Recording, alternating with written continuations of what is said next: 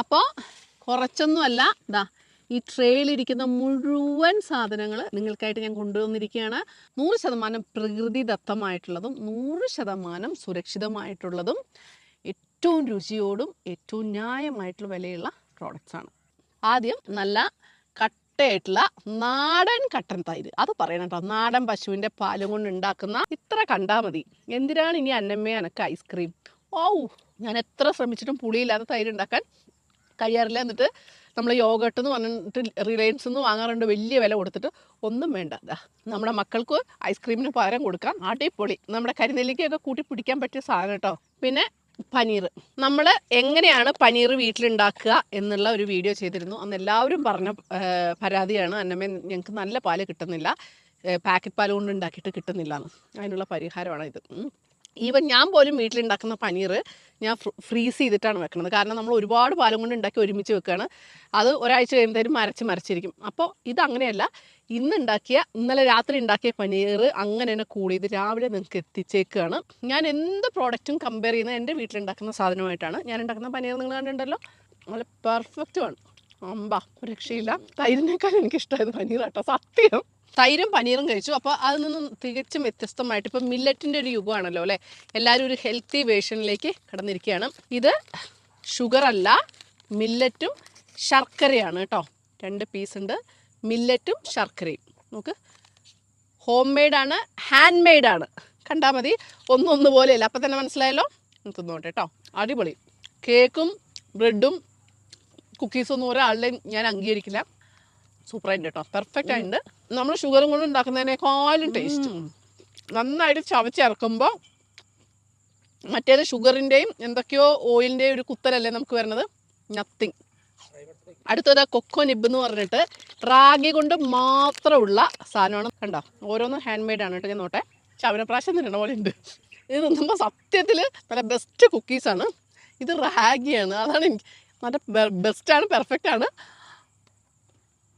100% ഹെൽത്തിയാണ്. ഡയറ്റ് നോക്കുന്നവർക്കും ഡയബറ്റിക്കാർക്കും കഴിക്കാം. പക്ഷെ പിള്ളേർ കഴിക്കുന്നത് എനിക്ക് തോന്നുന്നില്ല. പക്ക റാഗി അരച്ച് കുഴച്ച് ശർക്കരയും നെയ്യ് വിട്ടൊരു സാധനം. ഞാൻ കുഴപ്പമില്ല കേട്ടോ.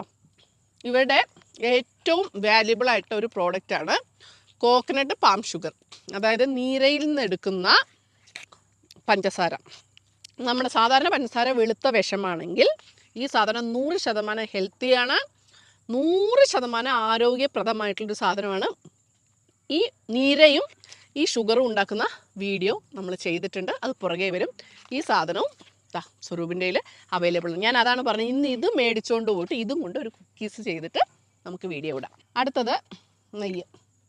ഞാൻ ഇതിലെങ്കിലും തന്നെ ഒരു കുറ്റം പറയാമെന്ന് വിചാരിച്ചാ കേട്ടോ.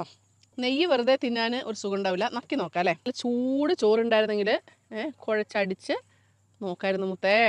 ഞാൻ ഉണ്ടാക്കുന്ന നെയ്യുമായിട്ട് സ്വരൂപേ വ്യത്യാസമുണ്ട്, ടേസ്റ്റ് കൂടുതലുണ്ട്. പിന്നെ ഞാൻ ഉണ്ടാക്കുന്ന പക്ക പ്ലെയിൻ ആയിട്ടാണ്. ഇതിൻ്റെ അകത്തൊരു ചെറിയ തരിതരിപ്പ് വരുന്നുണ്ട്, അതാണ് അതിൻ്റെ ഒരു ഹൈലൈറ്റ് കേട്ടോ. ഒരു രക്ഷയില്ല. ഒരു കാര്യം കൂടെ ചെയ്യാം, നമ്മുടെ ഒരു കുക്കീസ് ബാക്കിയുണ്ട്. നെയ്യ് മാത്രമായിട്ട് തിന്നാലേ നമുക്കൊരു സുഖം തോന്നില്ല. നമ്മുടെ കുക്കീസുമായിട്ടൊന്ന് തട്ടി നോക്കട്ടെ കേട്ടോ. റാഗിയുടെ കുക്കീസാണ്. കുക്കീസിന് ഇപ്പോൾ 10 മാറ്റാണ്. അപ്പോൾ ഈ റാഗിയുടെ കുക്കീസ് ആരെങ്കിലും വാങ്ങാൻ ഉദ്ദേശിക്കുന്നുണ്ടെങ്കിൽ നമ്മുടെ സ്വരൂപിൻ്റെ നെയ്യും കൂടെ മേടിച്ചത് ഇങ്ങനെ മിക്സ് ചെയ്ത് കൊടുത്താൽ മതി. ഇനി പിള്ളേർ കഴിക്കും. ഇവിടെ പാക്കിങ് ഒരു രക്ഷയില്ല കേട്ടോ, കിടുവാണ്. നമ്മുടെ ഒറിജിനൽ ഹണി നമ്മുടെ സ്വരൂപിൻ്റെ പറമ്പിൽ പെട്ടി വെച്ചുണ്ടാക്കുന്നതാണ് കേട്ടോ. സാധാരണ കൂടുതലും പുറത്തുനിന്ന് മേടിക്കുന്ന ഹണികൾ പ്രോസസ്സ് ചെയ്തിട്ടാണ് വരുന്നത്. ഇത് പ്രോസസ്ഡ് അല്ല. കടയിൽ നിന്ന് ആ ഒരു മെഷീൻ വെച്ച് കറക്കി എടുത്ത് അരിച്ച് നേരെ കുപ്പിയിലേക്ക് ആക്കുകയാണ്. പ്രോസസ്ഡ് അല്ല. അതുകൊണ്ട് തന്നെ ഇതിൻ്റെ യാതൊരു മായോ മന്ത്രമോ പ്രോസസ്സിങ്ങോ നടക്കാത്തതുകൊണ്ട് ശുദ്ധമായിട്ടുള്ള ഹണി ആയതുകൊണ്ട് ഒരു 6 മാസം നിങ്ങൾക്ക് ഇതിന് ഷെൽഫ് ലൈഫ് ഉള്ളൂ. പെർഫെക്റ്റ് ആണ് കേട്ടോ. ഇനി നിങ്ങൾക്ക് ഏറ്റവും കൂടുതൽ ഉപകാരപ്രദവും, ഇതൊന്നും ഉപകാരപ്രദം അല്ല എന്നല്ല, ഏറ്റവും കൂടുതൽ ഉപകാരപ്രദവും ഏറ്റവും കൂടുതൽ നിങ്ങൾക്ക് ആവശ്യമുള്ള സാധനമാണ് പാല്. ഇത് കാച്ചിട്ടൊന്നുമില്ല, പാസ്റ്ററൈസ് കൂൾ ചെയ്തിട്ടുള്ള പാലാണ്. ഇതാര ക്ലിയോപാട്രയോ കഴുതപ്പാലിനെ കുടിച്ചിരുന്നു ആശാത്തി? ഏതോ ഒരു പാലിൽ കഴുതപ്പാലിലല്ലേ കുടിച്ചിരുന്നത്? അതെ, ഇതുപോലെ അന്നമ്മതേ പശുവും പാലിൽ കുടിച്ചു. ഇങ്ങനെ കുടിക്കാം. ഒന്ന് മാസാക്കി നോക്കിയതാ, ഉടുപ്പ് മൊത്തം പാലായിരുന്നു. ഞാൻ എന്ത് മാസമൊക്കെ നോക്കിയാലും അത് പാളു. അന്നമ്മ ശരിക്കും ഒറിജിനലായിട്ട് അങ്ങോട്ട് കാണിച്ചാൽ ഒരു കുഴപ്പമില്ല എന്നതായത്. ശരിക്കും താരൂസ് ഉണ്ടായിരുന്നെങ്കിൽ താരൂനെ കൊണ്ട് കുടിപ്പിച്ച് കാണിക്കായിരുന്നു. അവള് പഞ്ചസാരയും ചായപ്പൊടിയും ഒന്നും കുടിക്കാതെ വെറും പാലായിട്ടാണ് കുടിക്കുക. ഏറ്റവും പെർഫെക്റ്റ് ആയിട്ടുള്ള ഏറ്റവും ശുദ്ധമായിട്ടുള്ള പാല് ഏറ്റവും ന്യായമായിട്ടുള്ള വിലയിൽ നിങ്ങളുടെ വീട്ടുപടിക്കൽ എത്തും. നിങ്ങൾക്ക് വേണമെങ്കിൽ ആരോഗ്യവും ആയുസ്സും രുചിയും ഒരുപോലെ നിങ്ങൾക്ക് നിലനിർത്തണമെങ്കിൽ പിശുക്കൊരൽപ്പം കുറച്ച് വെച്ച് ഏറ്റവും പെർഫെക്റ്റ് ആയിട്ടുള്ള ഏറ്റവും നാച്ചുറൽ ആയിട്ടുള്ള ഈ ഒരു എന്താ പറയുക പ്രോഡക്റ്റ്സ് നിങ്ങൾക്ക് വാങ്ങാവുന്നതാണ്. ഇതിൻ്റെ കൃത്യമായിട്ട് എങ്ങനെയാണ് ഓരോന്നും ഉണ്ടാക്കുക എന്നുള്ളത് നമ്മുടെ ഡീറ്റെയിൽ ആയിട്ടുള്ള വീഡിയോ ഇപ്പോൾ ഇതിന് പുറകെ വരുന്നുണ്ട്. സ്കിപ്പ് ചെയ്യാതെ കണ്ടോണേ. പാലിൻ്റെ ഒരുപാട് വിഭവങ്ങൾ ഞാനിങ്ങനെ കസർത്തി കൊണ്ടുവരുമ്പം ഒരുപാട് പേര് എന്നോട് പറയുന്നുണ്ട്, അന്നമ്മയ്ക്ക് ഫാമിൽ നിന്ന് പാലെടുത്ത് വീശിയാൽ മതി, ഞങ്ങൾക്ക് ആകെ കിട്ടണത് പാക്കറ്റ് പാലാണ്, അതിൽ കൊഴുപ്പുണ്ടാവില്ല, ഗുണമുണ്ടാവില്ല, പിന്നെ 1% പോലും വിശ്വാസം ഉണ്ടാവില്ല, പിന്നെ മക്കൾക്ക് കൊടുക്കണമല്ലോ എന്ന് വിചാരിച്ച് ഞങ്ങൾ അങ്ങോട്ട് എന്ത് ചെയ്യുക, വാങ്ങി ഉപയോഗിക്കാം. ഞാൻ ഈ ഫാം നടത്തുക എന്ന് പറഞ്ഞാൽ അത്ര എളുപ്പമുള്ള പരിപാടിയൊന്നുമല്ല കേട്ടോ, ഭയങ്കര മെനക്കേടാണ്. എന്നിട്ട് നമ്മളത് ചെയ്തുകൊണ്ടിരുന്നത് എന്തിനു വേണ്ടിയിട്ടാണെന്നറിയോ? എൻ്റെ മക്കൾക്ക് ഏറ്റവും ന്യായമായ മായമില്ലാത്ത ഏറ്റവും നല്ല മുലപ്പാൽ പോലെ തന്നെ ശുദ്ധമായിട്ടുള്ള സാധനം, അതും പ്രത്യേകിച്ചും ജൈവമായിട്ടുള്ള എന്താ പറയുക തീറ്റസാധനങ്ങൾ കൊടുത്തിട്ടുള്ള പശുവിൻ്റെ പറമ്പിലൂടെയൊക്കെ മേഞ്ഞ് നടക്കുന്ന പശുവിൻ്റെ പാല്. ഇപ്പം ഞാൻ വളർത്തുന്നത് നമ്മുടെ ഫാമിൽ കെട്ടിയിട്ടിട്ടാണ്. അവരെ അയച്ചു വിടാനും നമുക്ക് സൗകര്യമില്ല, നമ്മുടെ തോട്ടമാണല്ലോ. എന്നാൽ പോലും ആ പാലിനൊരു 60% പരിശുദ്ധി ഉള്ളൂ എന്ന് ഞാൻ പറയത്തുള്ളൂ. കൊടുക്കുന്ന തീറ്റ പുല്ലാണ്, കടലപ്പിണ്ണാക്കുന്ന സാധനങ്ങളൊക്കെയാണ് കൊടുക്കുന്നതെങ്കിൽ പോലും 60% എനിക്ക് ഉറപ്പ് പറയാൻ പറ്റുള്ളൂ. പക്ഷേ പറമ്പിലൂടെ വിശാലമായ തോട്ടങ്ങളിലൂടെ അഴിച്ചു വിട്ട് വളർത്തുന്ന പശുക്കൾ, പാലക്കാട് ചിറ്റൂർ ഭാഗത്തുള്ള ഒരുപാട് ക്ഷീര കർഷകരുണ്ട്. ഇതുപോലെ എന്താ പറയുക പറമ്പുകളിലൂടെ കുന്നുമേട്ടിലൂടെ അലഞ്ഞു നടക്കുന്ന പശുക്കൾ എന്ന് പറയുമ്പോൾ അവർക്ക് ആവശ്യമുള്ള നല്ല പുല്ലുകൾ അവർക്ക് കിട്ടും. പിന്നെന്താണ്, എന്തെങ്കിലും പ്രശ്നങ്ങൾ, ഔഷധ സസ്യങ്ങൾ, ഒരുപാട് ചെടികൾ, അങ്ങനെ വെറൈറ്റി ഓഫ് ക്രോപ്പാണ് അവർ കഴിക്കുക. പിന്നെ ഇനിയിപ്പോൾ അവർ വീട്ടിലേക്ക് വന്നാലും പരുത്തിക്കുരും പിണ്ണാക്കും കഞ്ഞിവെള്ളമായിട്ട് നല്ല ഒന്നാന്തരം അമ്മമാർ കുടിക്കാൻ കൊടുക്കുകയും ചെയ്യും കാടി. ഇങ്ങനെയുള്ള പാലിന് 100% ബെനിഫിറ്റ് ആവും. അങ്ങനെയുള്ള പാല് കിട്ടുന്ന പശുക്കൾ വളരെ കുറവാണ്. 1-2 പശുവിനെ വീട്ടിൽ വളർത്തുന്നവർ പുല്ല് അരിഞ്ഞു കൊണ്ട് കൊടുക്കും, അത് ഓക്കെയാണ് അല്ലേ? അപ്പോൾ ഇത്രയും ഞാൻ എൻ്റെ ഫാമിൽ ഉണ്ടാക്കുന്നതിനേക്കാളും പെർഫെക്റ്റ് ആയിട്ട് 100% ശുദ്ധമായിട്ടുള്ള പാല് ഏറ്റവും എളുപ്പത്തിൽ ഏറ്റവും സുരക്ഷിതമായി നിങ്ങളുടെ വീട്ടുപടിക്കൽ എത്തണം. എല്ലാവരുടെയും ഒരു പ്രശ്നമാണ് ഏറ്റവും ശുദ്ധമായിട്ടുള്ള പാല്, ആ പാലിൽ നിന്നുണ്ടാക്കുന്ന തൈര്, അതേ പാലിൽ നിന്നുണ്ടാക്കുന്ന നെയ്യ്, പനീർ, പിന്നെ പാലിൻ്റെ ഒരുപാട് പ്രോഡക്ട്സ്, ഇതൊക്കെ ഉണ്ടാക്കുന്ന ഒരു സുഹൃത്ത് എനിക്കുണ്ട്. ഞാൻ ഏതൊക്കെയോ വീഡിയോയിൽ പറഞ്ഞിട്ടുണ്ട്. നമ്മുടെ സ്വരൂപ് കുന്നംപള്ളി, പുള്ളിക്കാരൻ സർക്കാരിൻ്റെ യുവ കർഷകനുള്ള അവാർഡുകൾ വെറുതെ വാരിക്കൊണ്ടിരിക്കുകയാണ്. M.Tech ബിരുദധാരിയാണ് കേട്ടോ. പക്ഷേ പുള്ളിക്ക് കൃഷിയോടുള്ള സ്നേഹം കൊണ്ട് നമ്മുടെ ചാനൽ വഴി നെയ്യുടെ കൂടെ മറ്റേ എണ്ണയുടെ കൂടെയൊക്കെ വിൽക്കുന്ന നവര അരി ഉണ്ടല്ലോ, അത് പുള്ളിയുടെയാണ്. കേരളത്തിലെ ഓർഗാനിക് സർട്ടിഫിക്കേഷനുള്ളൊരു കൃഷിക്കാരൻ പോലെ കൂടിയാണ് അദ്ദേഹം. ഈ ചിറ്റൂർ ഭാഗത്തുള്ള ഇതുപോലെ മേഞ്ഞ് നടക്കുന്ന നാടൻ പശുക്കളിൽ നിന്നും പാലുകൾ ഇങ്ങനെ സ്വീകരിച്ച് ഇവിടെ കമ്പനിയിൽ കൊണ്ടുവന്ന് പ്രോസസ്സ് ചെയ്ത് ചില്ല് ചെയ്തിട്ട് വെളുപ്പിനെ 4 മണി തൊട്ട് 7 മണി വരെ അവർ സപ്ലൈ ചെയ്യുന്നു. പാലക്കാട് ടൗണിലും എറണാകുളം ടൗണിലുമാണ് സപ്ലൈ. ഇതാണ് ബാഗ്. ഈ ബാഗേ സ്ഥിരമായിട്ട് നമ്മുടെ പേളിമാണിയുടെ ഒക്കെ ചാനൽ കാണുന്നവർക്ക് കണ്ടിട്ടുണ്ടാവും. 2021 മുതൽ പേളിമാണിയൊക്കെ പേളിമാണി ഒന്നും മാത്രമല്ല കേട്ടോ, അതുപോലെ ഒരുപാട് സിനിമ, സീരിയൽ സെലിബ്രിറ്റികളും സാധാരണ ആളുകളും ഈ ബാഗ് ഇന്ന് ഉപയോഗിക്കുന്നുണ്ട്. അപ്പോൾ ഇവർ പോയിട്ട് കർഷകരിൽ നിന്നും നേരിട്ട് നല്ല ക്യാനിലായിട്ട് വാങ്ങി ഇവിടെ കൊണ്ടുവരും, കളക്ട് ചെയ്ത് കൊണ്ടുവരും, നേരെ തൂക്കിക്കഴിഞ്ഞ് അടുത്ത സ്റ്റെപ്പ് എന്താന്ന് വെച്ചാൽ, ഇതത് പാലില്ല കേട്ടോ, അടുത്ത സ്റ്റെപ്പ് എന്താണെന്ന് വെച്ചാൽ ചെറിയ ബോട്ടിലുകളിൽ സാമ്പിൾ എടുക്കും. ഇതുപോലെയുള്ള സാമ്പിൾ ബോട്ടിലിൽ പാലാക്കിയിട്ട് ഇവിടെ തന്നെ ഉണ്ട് ലാബ്, നമുക്ക് കയറി കാണാം.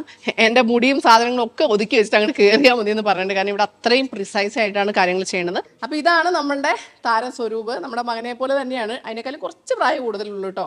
അപ്പോൾ ഞാൻ എഞ്ചിനീയറാണ്, ഓൻ എഞ്ചിനീയറുമാണ്. ഞാൻ നേരെ റബ്ബർ ബാൻഡ് കച്ചവടത്തിലേക്ക് തിരിഞ്ഞു. ഇവൻ ഒന്നാന്തരം കർഷകനാണ്, ഏറ്റവും നല്ല യുവ കർഷകനുള്ള എത്ര എണ്ണം കിട്ടിയിട്ടാ 3 അവാർഡ്. ആള് ഇനി ചെയ്യാത്ത കൃഷി രീതികളൊന്നുമില്ല, അതൊക്കെ നമുക്ക് ഡീറ്റെയിൽ ആയിട്ട് വേറൊരു വീഡിയോ ആയിട്ട് ചെയ്യാം. അപ്പോൾ സ്വരൂപം നമ്മൾ ഇങ്ങനെ പാല് കൊണ്ടുവന്നു, നമ്മൾ ടെസ്റ്റ് ചെയ്തതിന് ശേഷം ഉറപ്പാക്കിയതിന് ശേഷം നേരെ എങ്ങോട്ട് ഒഴിച്ചു? നമ്മളിതൊരു പാസ്ചറൈസിങ്ങിന്റെ സംവിധാനം അവിടെ ഉള്ളത്. നമ്മളെന്താ വെച്ചാൽ പാസ്ചറൈസിങ് മാത്രമേ ചെയ്യുള്ളൂ.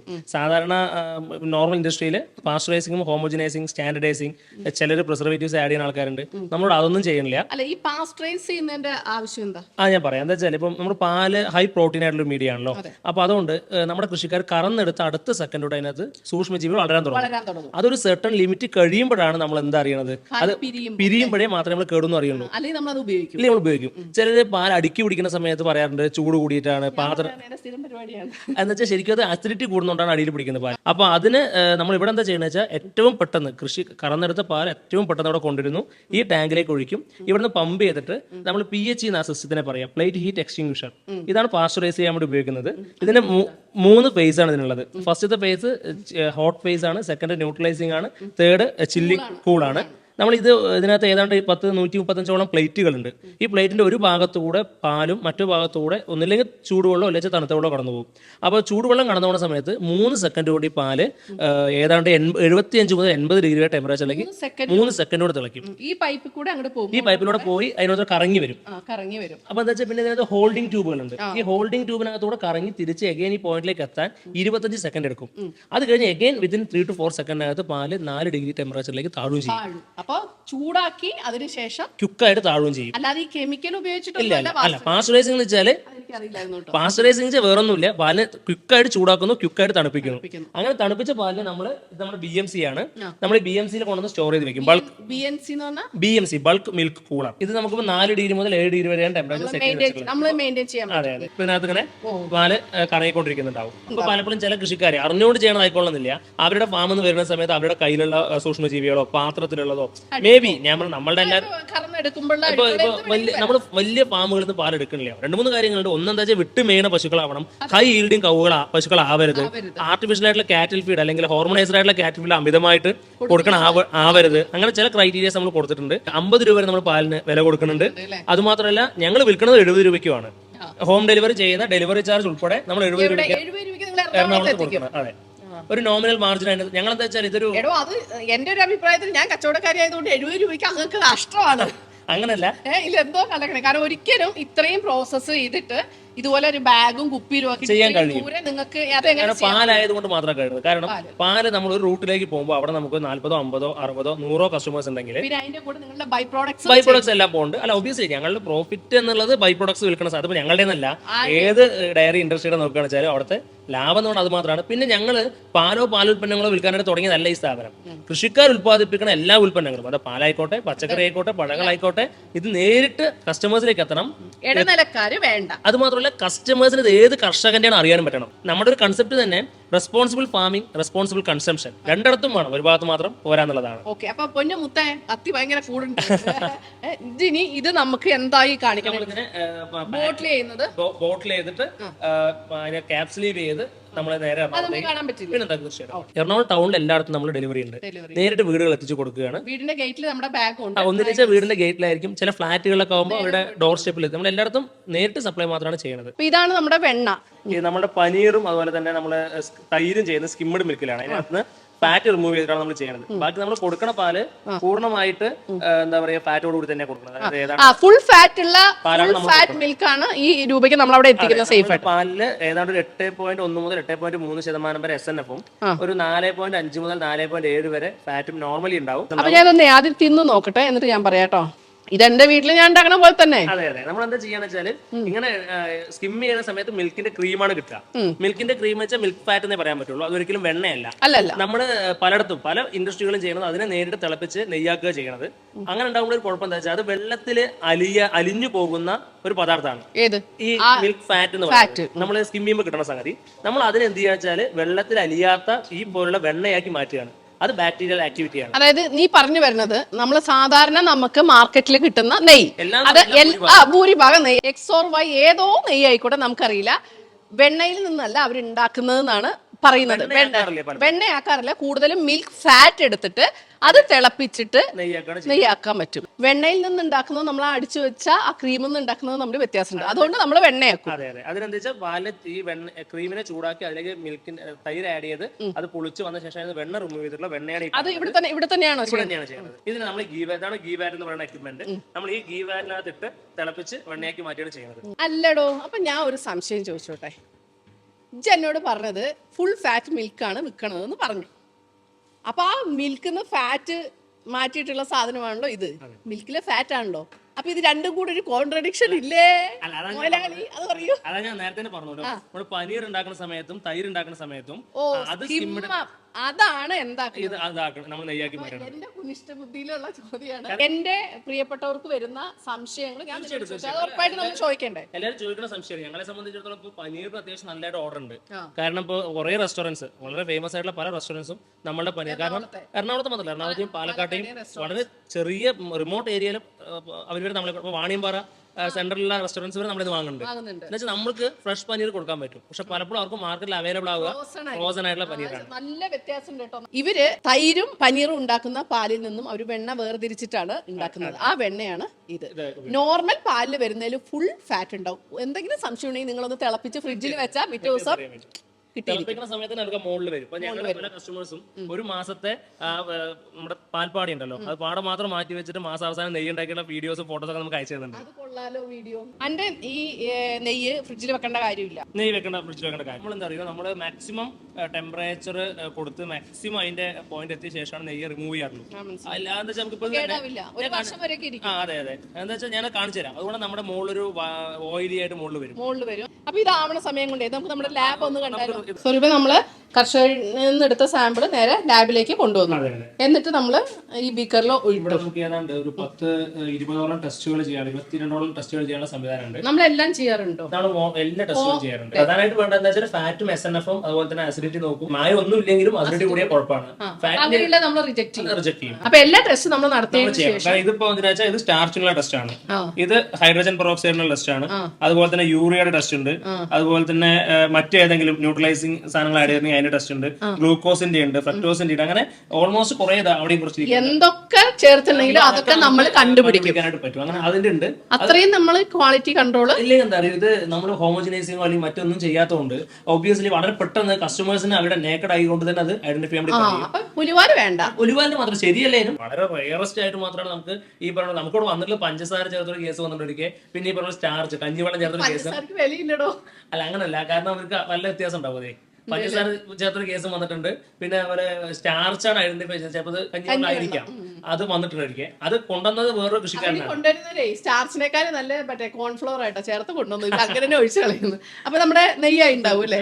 ഏകദേശം 1.5 മണിക്കൂർ കഴിഞ്ഞപ്പോ നമ്മുടെ വെണ്ണ ശുദ്ധമായ നെയ്യ് മാറി. ഇത് പഴയ കാലത്ത് നമ്മുടെ അമ്മൂമ്മമാർ ചെയ്തിരുന്നതാണ് കേട്ടോ. നല്ല മണവും രുചിയും കിട്ടാനേ മുരിങ്ങയിലിട്ട് തിളപ്പിച്ച് അരിച്ചെടുക്കും. നെയ്യ് ആറിയതിനു ശേഷം കുപ്പികളിലാക്കി സീൽ ചെയ്തിട്ട് കൃത്യമായി നിങ്ങളിലേക്ക് എത്തിക്കും. നോർമൽ ഈ വീഡിയോ കണ്ട ഇത് പ്രൊമോഷണൽ വീഡിയോയുടെ ഒരു ചായ ഉണ്ടോ? ഉണ്ടോ നിങ്ങൾ പറ, ചായ ഉണ്ടോ? എടോ മനുഷ്യ, ഇന്നിവിടെ വന്ന പെട്രോൾ പോലും ആരാണ് അടിച്ചത്? ചേച്ചി. കാരണം പെട്രോൾ അടിച്ചിട്ടുണ്ടെങ്കിൽ ഉണ്ടല്ലോ, ഓൻ പറഞ്ഞു ചേച്ചി ഞാൻ അടിക്കും, ഓൻ്റെ വണ്ടി എടുക്കാന്ന് പറഞ്ഞു. ഞാൻ എൻ്റെ വണ്ടിയിലല്ല ഞാൻ വരില്ല. ഓൻ പറഞ്ഞു ചേച്ചി ഫുൾ ടാങ്ക് പെട്രോൾ തമിഴ്നാട്ടിൽ പോയി. ഞാൻ പറഞ്ഞു നടക്കില്ല. എൻ്റെ വീഡിയോ എനിക്കിഷ്ടത്തിൽ ന്യായമായിട്ട് ചെയ്യണമെങ്കിൽ എന്തെങ്കിലും കുറ്റം ഉണ്ടെങ്കിൽ പറയണമെങ്കിൽ എനിക്ക് എന്ത് ചെയ്യണം? എൻ്റെ കാശിൽ വരണം. സമ്മതിച്ചു. സത്യത്തിൽ കുറ്റം പറയാനുള്ളവർ പോലും കുറ്റം പറയില്ല.